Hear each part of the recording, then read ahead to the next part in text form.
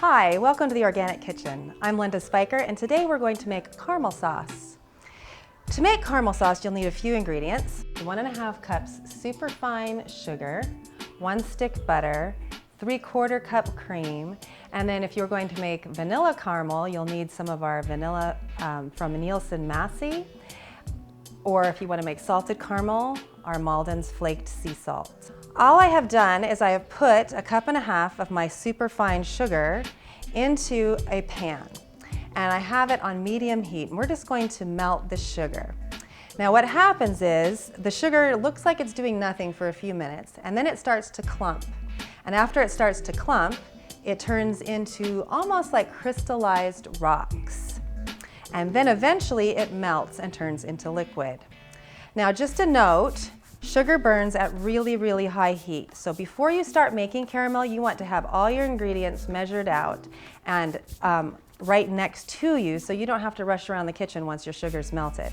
Also, you don't want to have children anywhere near the vicinity, and you want to use a spatula versus a whisk, because when the sugar gets clumpy, the clumps get stuck in the whisk and you have a tendency to do this, which then shoots hot sugar all over your kitchen. So be very, very careful when making caramel. So our caramel, our sugar, is beginning to clump up. It gets nice and clumpy, and like I said, eventually it turns into crystallized rocks. So as you can see, our sugar is now starting to melt and it's clumping up, and it's starting to form those rock-like crystals. Now, one of the reasons I like to use caster sugar or superfine baking sugar is because it does melt quicker than ordinary sugar, but you could also use ordinary sugar. So once it clumps up and gets into these rock-like formations, eventually it starts to liquefy.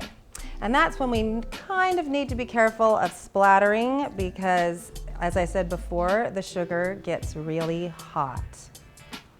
So we just keep stirring it, we keep the sugar moving, and eventually when it becomes liquid, all these crystals will melt, and that is when we will very carefully put in our butter.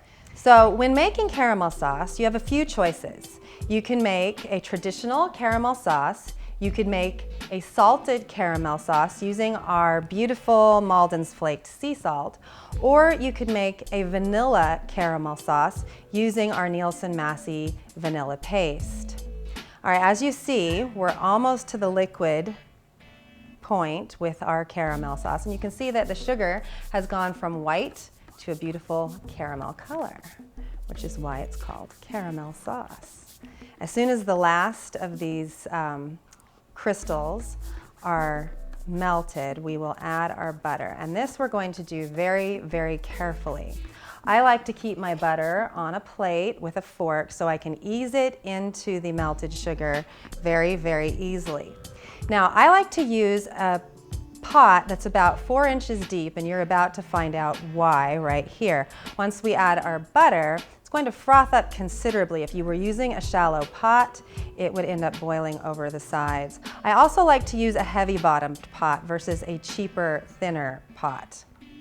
Okay, so we're at the point where we're just about to put in our butter. We have our last little crystals melting. So what I like to do is use my plate to kind of support the butter and use a fork as I gently slide the butter down into the melted sugar. And as you can see, it starts to bubble up, starts to get thicker, forming sort of a caramel looking mixture, but it's not really caramel until we add our cream. So once our butter is completely melted, which it is now, we take it off heat, stir it up, making sure all the last of the butter is melted. And then we're going to very carefully pour in our cream while we stir.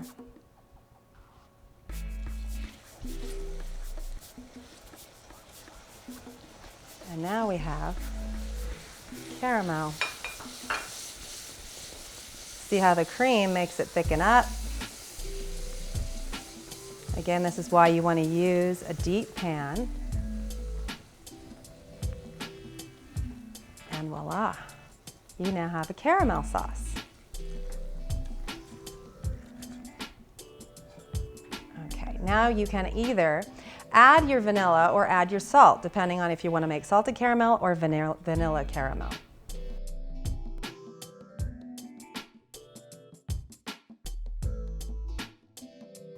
Our caramel sauce is now finished, so you can use this caramel sauce to pour over ice cream, but today we're going to pour it over our double chocolate mini cakelet that we make here at the Organic Kitchen.